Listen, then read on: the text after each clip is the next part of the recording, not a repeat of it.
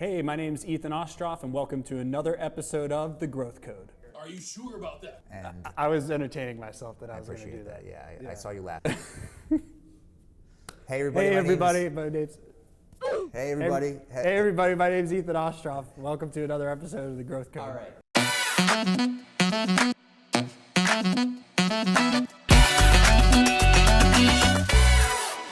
That's exactly right. That's who I am, and that's what we're doing. So I'm here with my business partner and friend, Bill Hauser. Bill and I started Attorney Assistant together, approaching now 3 years ago, which is pretty wild to think about. It's been a lot of fun along the way. Today we're going to be talking about things. If you are an entrepreneur thinking about starting a business, or you're thinking about starting your own law firm, or you did and you are directionless, this is probably the right person you want to be listening to. So he literally coaches hundreds and hundreds of law firms. We're here in Scottsdale at his event where, how many lawyers are here right now? About 200 or so. About 200 or so, no big deal. About 200 lawyers are in the other room listening to high-grade content. If you are thinking about how to grow your business, how to grow your law firm, this is the guy. So, Bill, thanks so much for being here. I would say the same it. thing. I'd say Ethen is the guy, to listen to as well. You practice what you preach. You've scaled your firm very rapidly from a case perspective. But I appreciate that. And dude, Attorney Assistant is growing crazy, and you give yourself a lot of credit, because you're doing Attorney Assistant and running a law firm, and I'm only running one business, so I mean, it's crazy. One really successful business. How is it running two businesses? Like, when you wake up on a Monday morning, Sure. how do you fragment in your brain that you're running multiple businesses? It's a good question. I mean, I don't really think about it as two separate things because they're so synergistic. The two businesses, the success of one is the example of the success of the other. And I have found that the better that the law firm has done, the better I can speak to the product that I'm pitching and selling at a, wide scale and putting content out on a daily basis of. So I don't really feel like they're two different things. I really feel like Attorney Assistant and Ethen Ostroff Law, I don't know that one would necessarily exist without the other.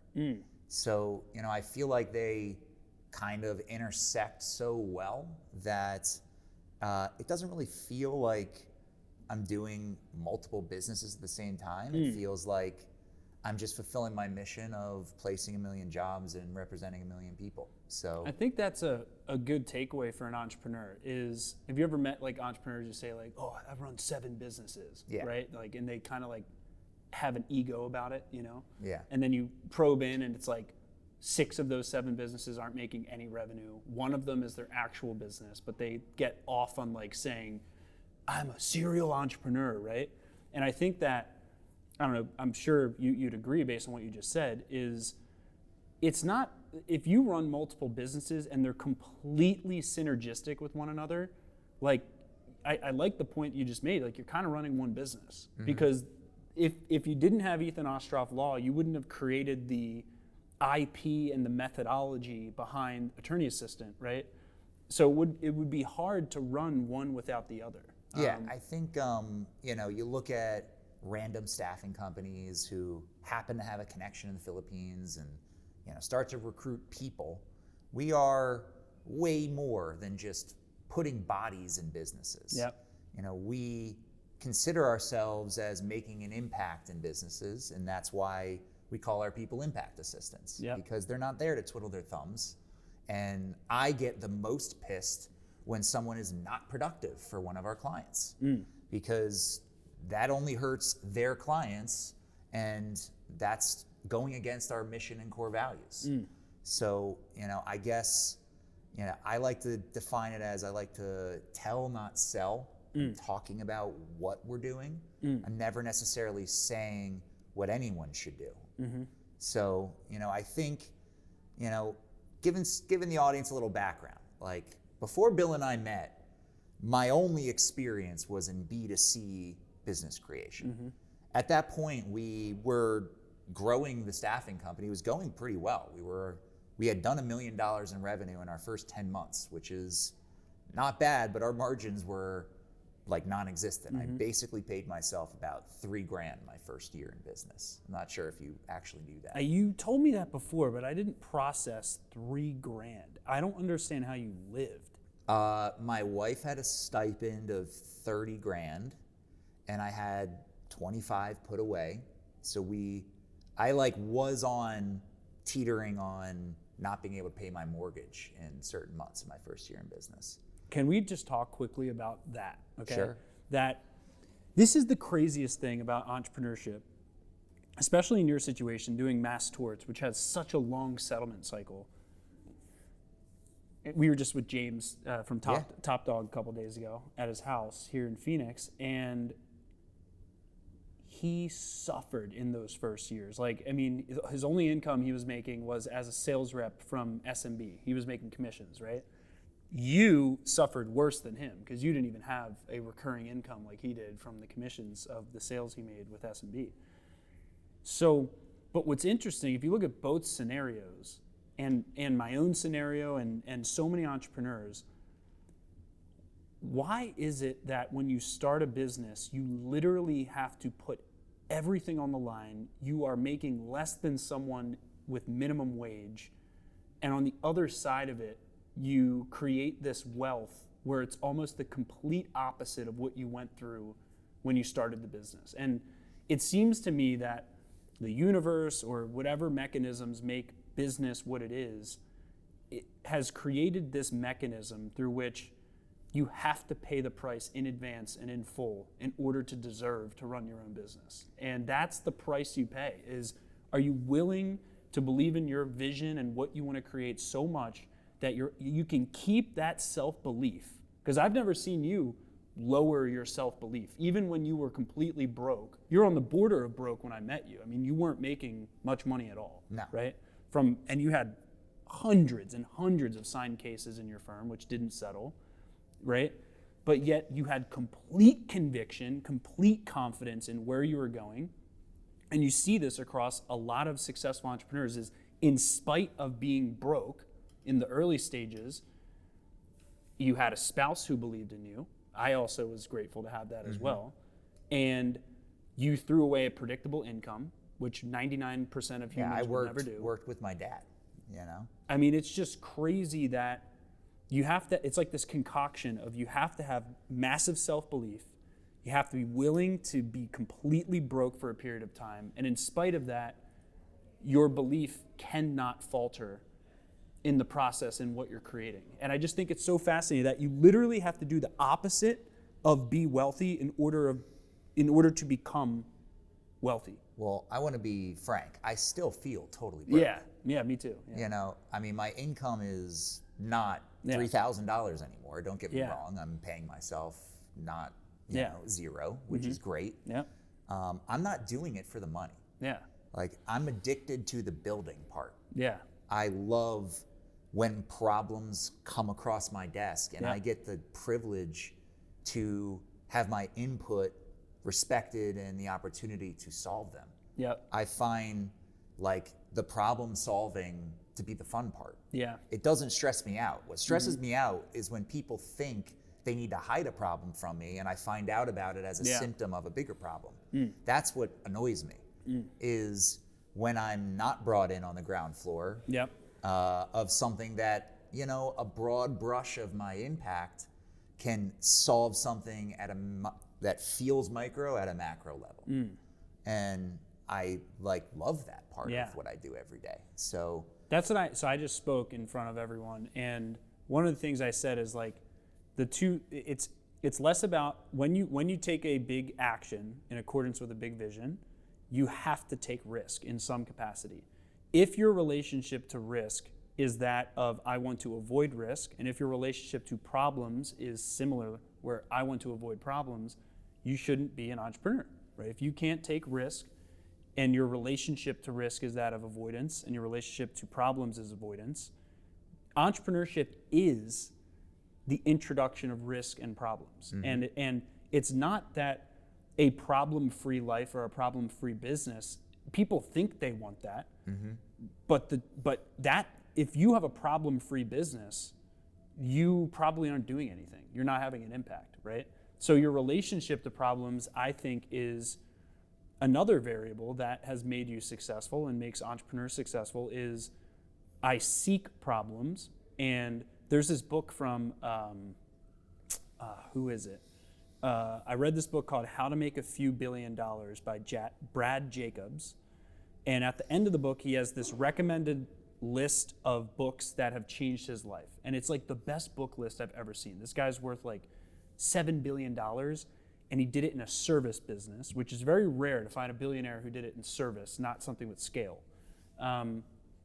And he gives all these recommended books, and one of them is called Confronting Reality. And it's by this Harvard group of people. And the book talks about the main differentiator of excellent CEOs that make it past inflection points, whether that's a macro inflection point, like the market changes. Think of like Netflix as an example. Sure. Netflix is such a good example because they literally went from ship DVDs to streaming. They changed their entire business model, right?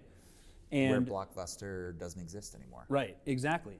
So the big common denominator in that is the CEOs who make it past inflection points are the ones who confront reality, and they don't run from reality. And even if that means they have to give up their cash cow, the thing that's making the money now, if that thing isn't going to make the money in the future, hence the Blockbuster example, then the person who hedged for the future is going to be way far ahead of them by the time that inflection point comes, and boom, person B is out of business. So right? I think this is a good transition to where I wanted to talk about something with you, Yeah. which is AI. Yep. And I hear a lot of staffing companies talk about AI like, it's just nothing. Yep. Let's be frank here. Some of the tasks that our people do in law firms will and probably should be replaced by AI in time. Yep. In my opinion, and I'm going to be very biased here because I run a staffing company, I want to position ourselves as the content that AI is trained on and overseen by. Yep. Where our people are the experts, making sure the product is right. What are some AI concepts that are coming to industry, the legal industry, that you think people should be thinking about? Everything. I mean, I can't even specify it towards one thing. Everything. I mean, think about the ads that we've done as a company. 80% of our clients' ads are now AI ads, and the reason you use a tool called what? Heygen, Heygen, for videos. But now we have this other tool that Andy's our AI innovator secretly, like at the company. So Andy does all these special AI projects and then sends them to our service team. And so the AI video avatar process has been, on a social media perspective, has gotten our clients double the results, and they don't have to make videos. I mean, think about the pain point that solves. Right? When we first met, if you remember, what we were going to do was social media managers. And I was like, I like the thinking, but let's think about this other side on intake. And now, if that's the route we went, we might be regretting that pretty heavily right now. So images as well. Did you see Andy's thing where he's making like him riding a shark? Yeah, it's pretty hilarious. It's so funny. Like, and all he does is you upload 15 photos of yourself in different scenarios, and then you tell the prompt, take me and put me riding on a shark in the middle of the ocean, or take me and put me in front of an audience of 500,000 people, or something crazy, right? And it'll create that image in a second, right? So that eliminates the need for photo shoots. Preparation, flying out photographers. I mean, on the marketing side, and by the way, I was telling my agency team this the other week, is everything is already AI'd, right? If you think about paid ads, right? Even if you don't use a paid ads management platform to run Facebook ads or Google ads, it's already all AI. I mean, the bidding the tools mechanism, themselves are AI. So even if you don't like AI, it doesn't matter. If you want to advertise your business, every ad delivery mechanisms are already AI. So I think it's, the marketing side, it's going to create massive scale for tools like Canva AI, what you're talking about with these images, with video, it's already here. But I think operationally, it's like the small firm is really going to struggle, because this can make, when PE enters the legal vertical with non-attorney ownership, at a higher rate, it's going to reduce the cost of delivering legal services. And that's going to produce also speed and probably better outcomes for clients.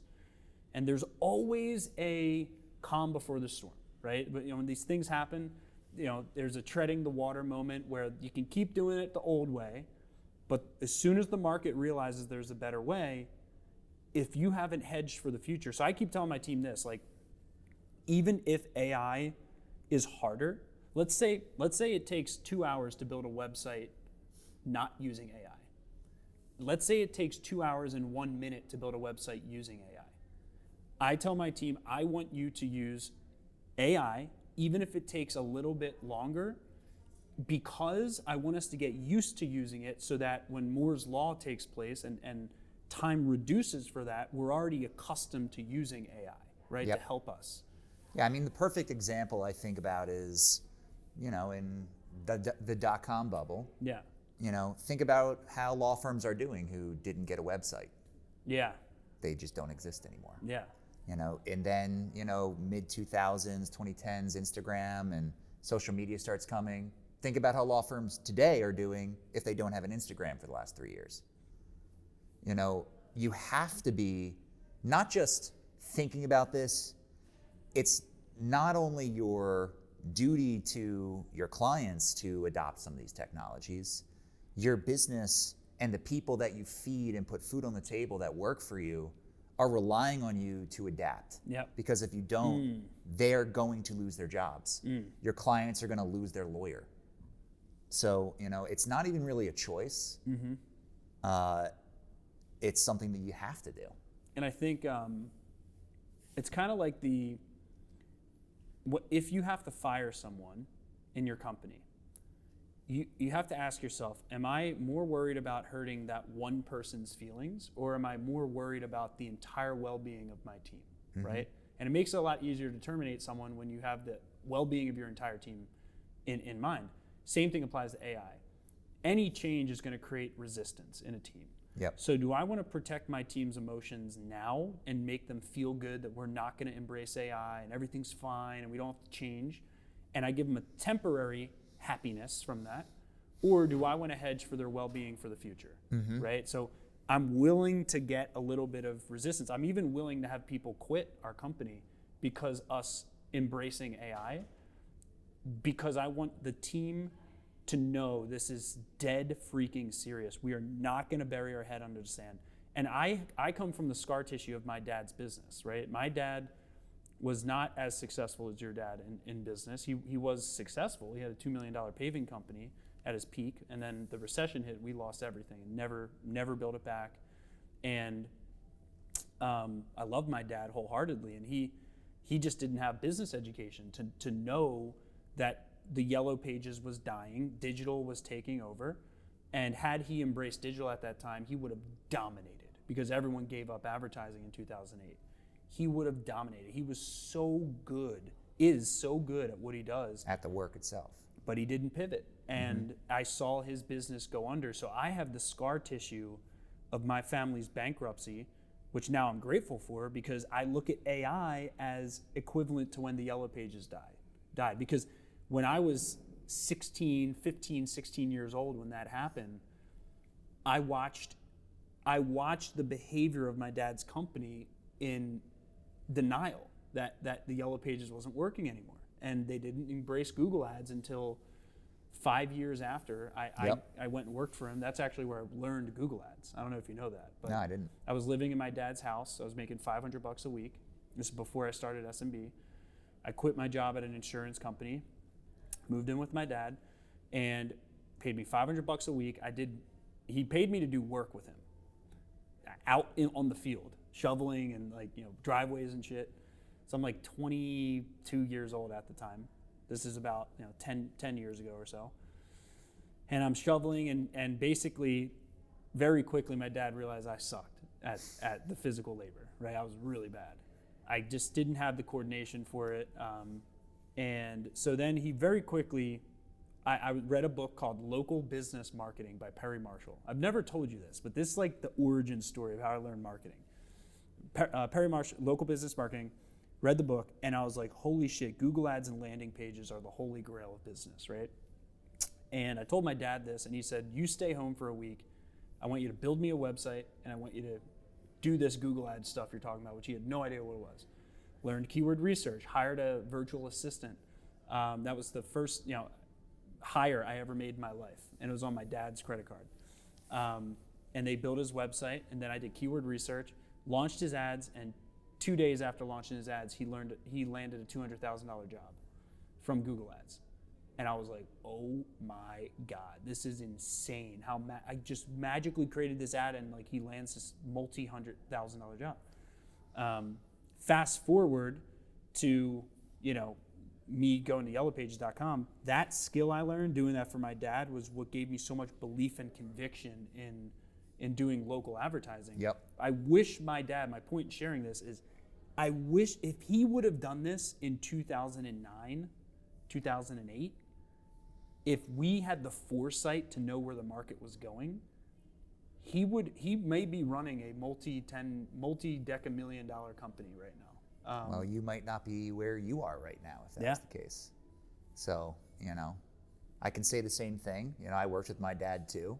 Yep. And, my job there was to move them from their old case management system, Needles, to Litify. And I saw the light, and I knew that was the path. And I saw all these opportunities for these micro tasks that were preventing our clients from being called. And I think they had like 5 or 6 case managers at the time, and 0 of them were hitting their 30-day check-in with clients.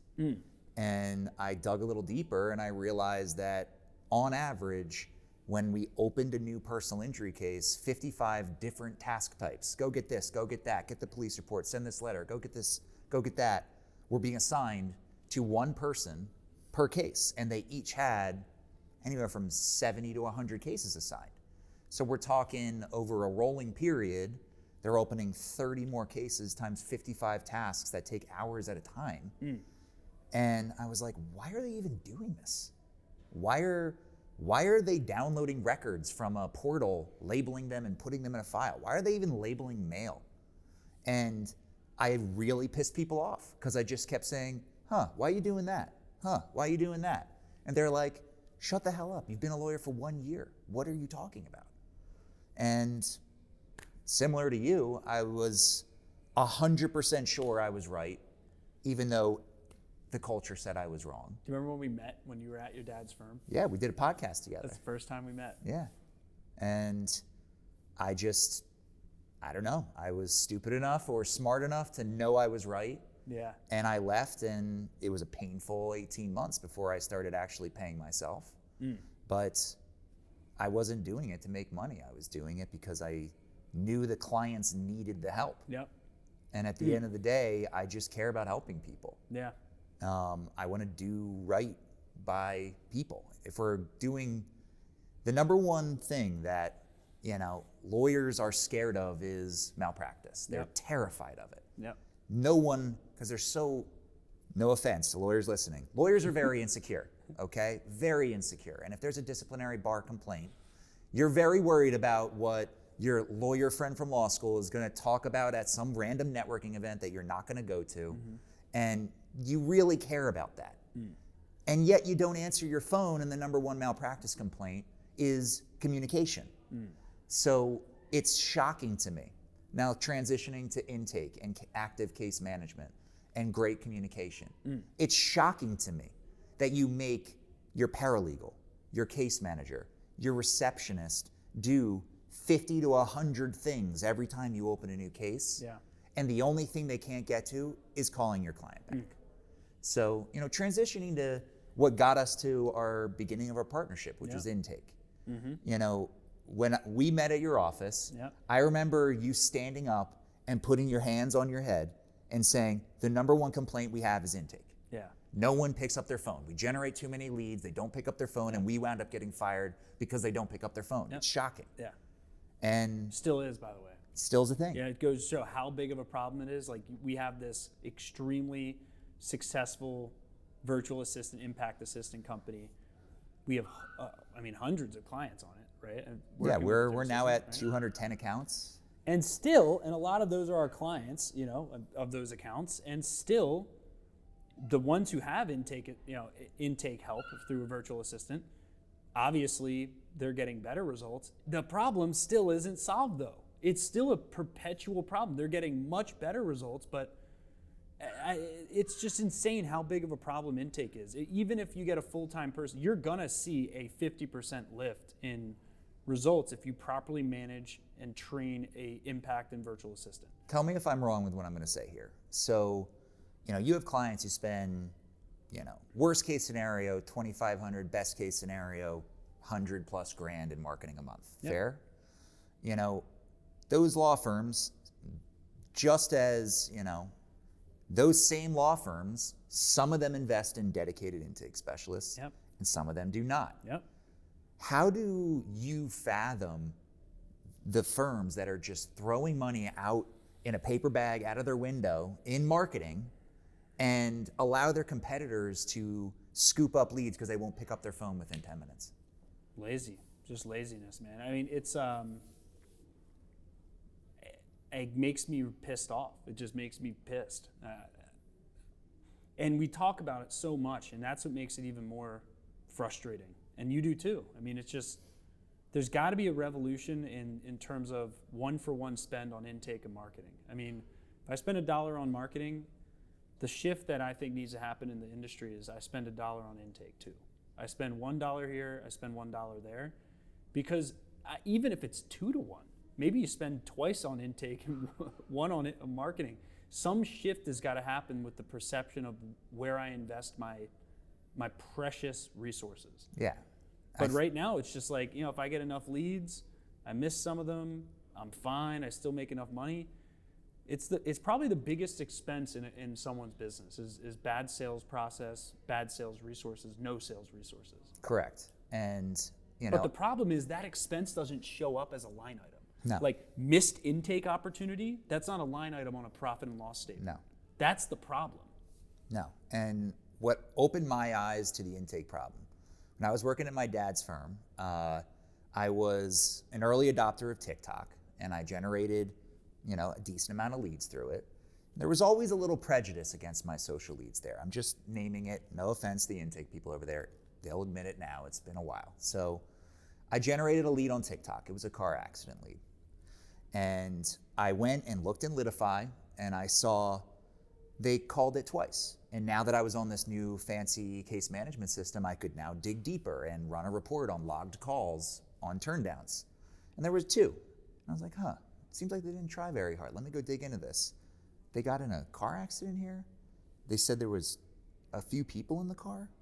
We never got them on the phone. All right, I'm just gonna call this one myself. I made one more phone call, got the person on the phone. Turns out they were not at fault, they were T-boned. There was 4 people in the car.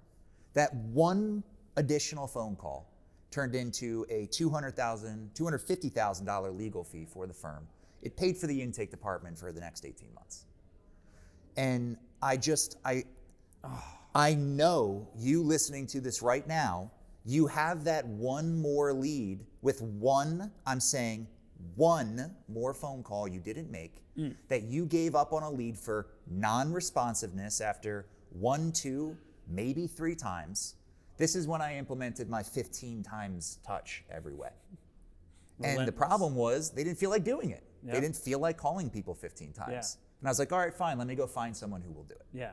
And that's a virtual assistant. That's where I found virtual assistants. It's just crazy how the product insight came from. What they say is entrepreneurs who build businesses that scratch their own itch are typically some of the most successful entrepreneurs, right?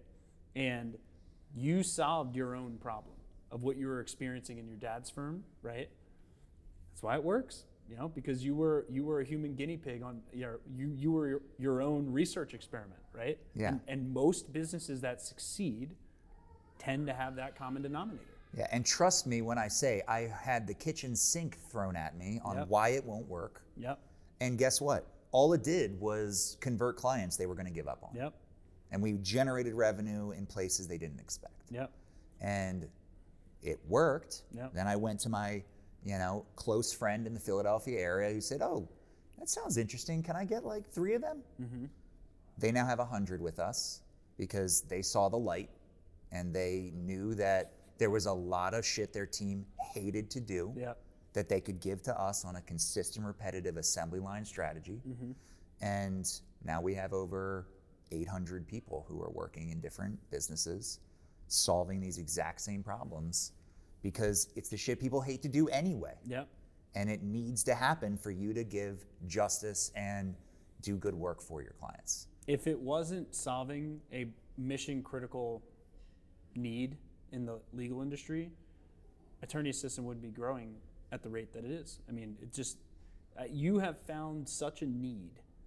It's, I mean, obviously, attorney assistant has grown twice as fast as SMB. I mean, it took us 5 years to get to where you guys are going to be doing in your 3rd year, right? So you found a market need, and it is so pressing, and this is why I like the expansion into other tasks, because a lot of the smaller firms, they don't have enough leads to have a full-time intake person. That was an intuitive innovation on your part. Like, you know, these smaller firms, if I'm only getting 50 leads a month, then there's 20 working days in a month, then it's only 2 leads a day, right? I mean, I would argue that if you're calling your leads, call, text, email 15 times, and it takes an average of 7 calls to convert a client, that's a lot more work than 2 calls a day. And they're still going to be done maybe after 2 or 3 hours.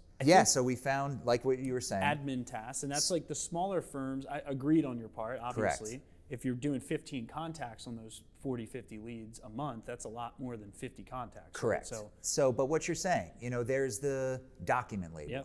There's the opening of a case file in your case management system. There's one from our company. We'll gladly do the same thing every day for the next 5 years for you. Whereas someone from the States wants to graduate into something more important. That if you can solve that one consistent, repetitive thing your team hates to do forever, why wouldn't you do that? When did you realize you had the gift of breaking things down into detailed line item action steps? Because that's something when I hear you talk about like the line items of all these tasks that can be automated, when did you realize as an entrepreneur that you had a skill of kind of taking one big thing and then breaking it into 1,500 tasks and then associating them with, you know, virtual assistants in this example? Because I don't think like that. Like I don't have that gift of being able to break things down that granular procedurally. I don't know that I necessarily have a gift. I think I just like to geek out to this stuff. I think. When was the first time you kind of did that and it came naturally to you? I think when I was building out a case management system for my dad, I had to learn every single step. I mean, every single granular thing that had to go in to turning a lead into a case, to resolving it. Everything in between. Wow. I had to learn. How many steps would you say that is about? Multiple hundred. So like 200, like 300? Probably closer to 500. Yeah, I mean, if we're talking. I've never in my life broken something down from like finish a case from start to finish to 500 steps or 300 steps. That is. I mean, I didn't necessarily know that I was good at it. That is crazy. I just suggested we move to this new case management system. They said, okay, we'll do it. I got the privilege to be able to move the firm to that case management system, and we were on it, and the business was going to fail if I didn't figure it out. And no one else was helping me, so it had to be me. And that's crazy. Every single task that needed to be named and assigned, I had to figure out who did it and where it happened. I had no experience in Salesforce. I said, okay, I'll figure it out, and built out every single person's reports, every single person's dashboards. My God. I built out a team in India who was a team of Apex developers to help me solve every ticket. I created my first project management board because if I didn't, the business would fail. All right, this is a weird question. Yeah. Okay, so clearly you have entrepreneurial DNA, right? The initiative that you had to take to do that with no guidance, no help, like just all on your own. And the culture hating me for it. So what is that energy that entrepreneurs have. I have the same gene where it's like, I don't need clarity. I don't need any perfect plan. I will take massive action. I'll initiate every action step if needed. Some people want to be entrepreneurs but shouldn't be entrepreneurs. And I believe that initiative gene is one of the biggest steps. Like, do you default to action or do you default to contemplation is like the question I would ask an entrepreneur, right? Do you learn in action? Because I see the best entrepreneurs, yourself and many successful entrepreneurs, is they're able to constantly initiate action and learn through real-time feedback rather than reading books and thinking I'm going to learn through theory. I mean, you've read 100 times more books than I have. Yeah. Like, I think, I mean, I do think it's a little bit in my DNA. Yeah. My grandfather was an entrepreneur who also went bankrupt. And then, he had the first pair of blue jeans in Philadelphia at the Tiger Shop. And my family grew up around it. My uncle, Frank, wrote a book called The Horizontal Corporation that was required reading for the Big Four for a little while, which discusses the importance of cross-departmental communication in business. And I think there's something embedded in me that and my sister is also a multimillionaire, successful actuarial consulting. She's my real inspiration, I feel the opposite. I feel I'm the only person in my family. I feel like I've had your dad did it though. Yeah, he did. He ran his own business. Whether it burned out or stayed successful or not, he still had a little bit of it in him. For me, books were more of a reflection of my initial insecurity as an entrepreneur.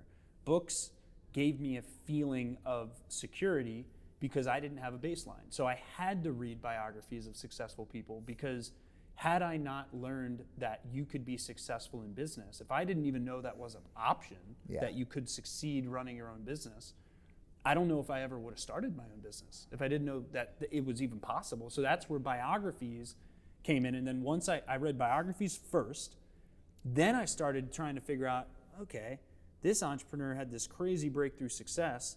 How? Like, what are the tactics that they use? And then that's where I read, Scaling Up, Traction, E-Myth, and like the business operations books, because that was my way of logically justifying that it wasn't just luck that this entrepreneur succeeded. There was some process, but all of that at the end of the day was insecurity. If my parents were multi-billionaire, entrepreneurs, you may have not had the hunger. Maybe I wouldn't have needed to, I may have not had the hunger to learn it, but. So I think that something I admire about you and really like about you is I know you now well enough that I can say that no matter what people say about me, no matter what people say about you, I know you're a good person and you care. And you can't just fake that. You care that your clients are thriving.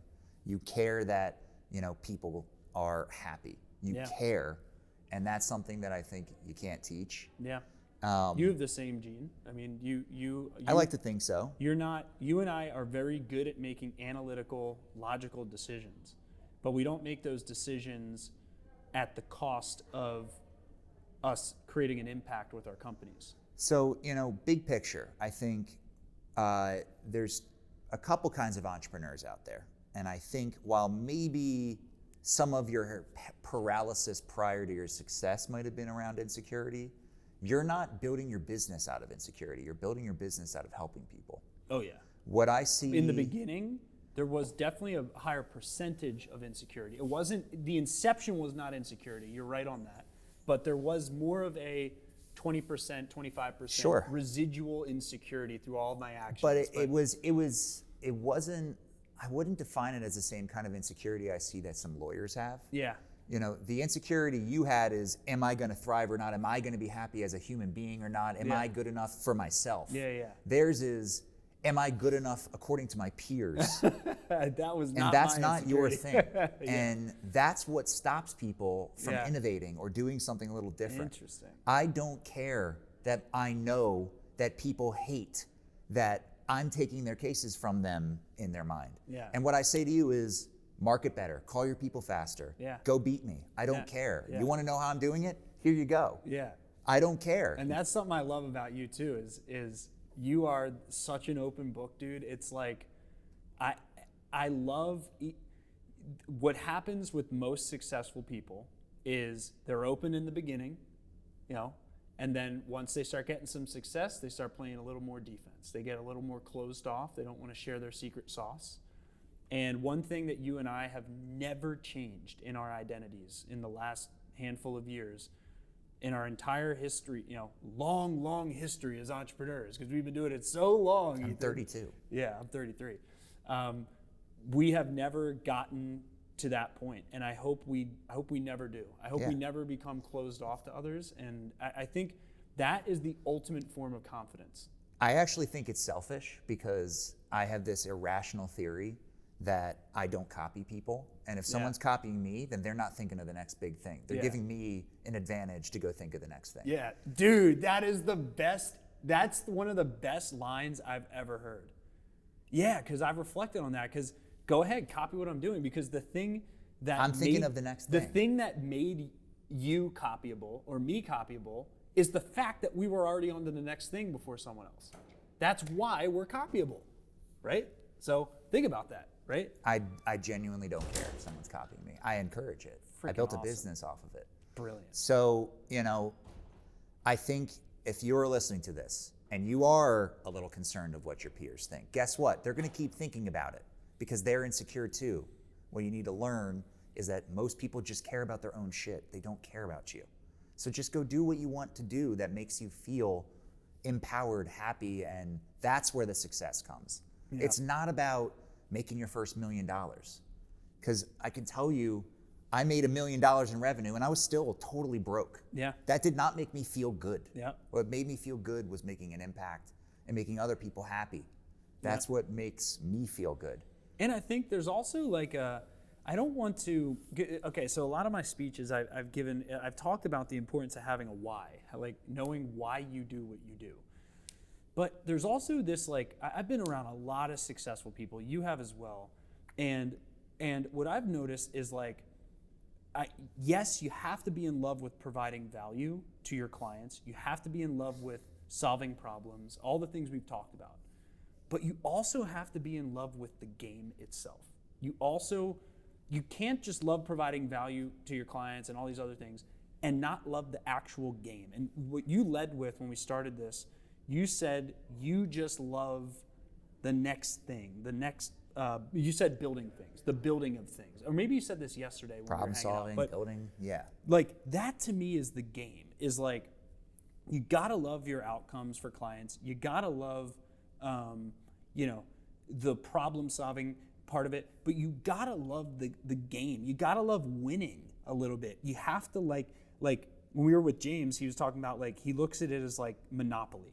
Right? He's playing with Monopoly money, or like he looks at it as a game, right? And that's one of the things that motivates me as an entrepreneur outside of providing value, outside of the more noble things, and I don't think a lot of people talk about it, is like, I want to win. Yeah. I want to win, and I want to succeed at this game called business, where there's product market fit, there's go-to-market strategy, there's hiring and what your culture is, there's budgeting, there's your financial strategy, and there's all these orbs kind of floating in the air, and you have to juggle them as CEO.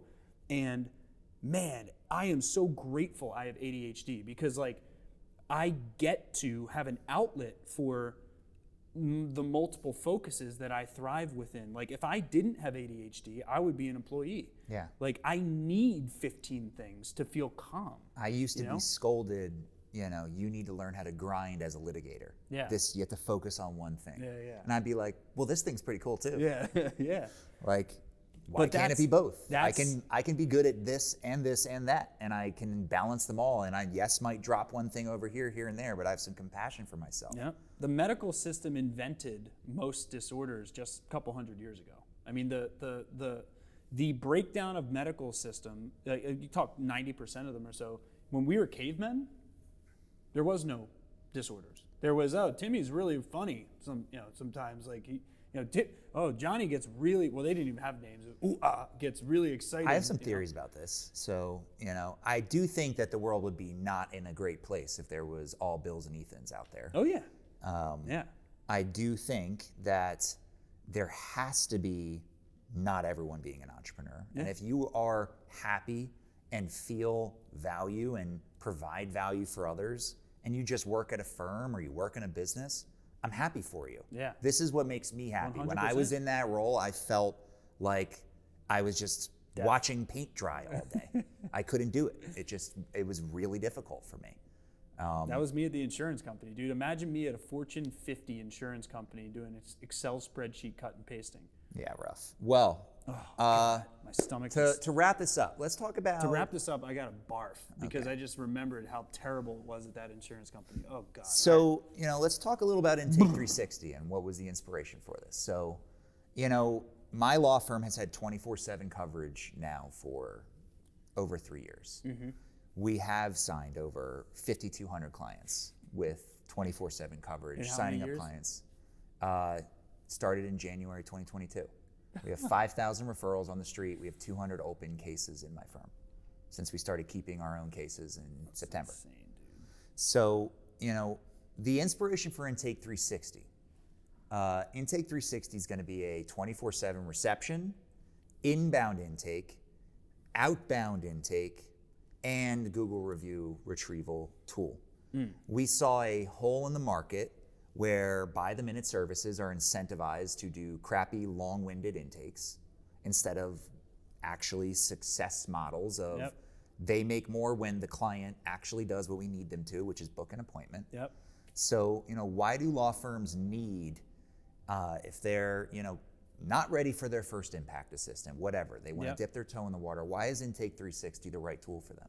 Yeah, well, I think you were the innovator of this, and I think it comes from client feedback. It comes from smaller clients, who don't really want to have a full-time virtual assistant or don't perceive that they have the lead volume to keep that person busy, or B, some of the bigger firms who can be a great fit for this, who aren't really sold on the virtual assistant model. They can experience the benefits of the virtual assistant model on a risk-free basis, because the model through which Intake 360 gets paid is only if the law firm achieved a result, right, of some sort, right? Yep. So talk to us about that, like why and how we de-risked it and allowed a law firm that put out feelers to experience the benefits of dedicated intake. Yeah, so the vision is to build sort of mini supervised and trained departments by us with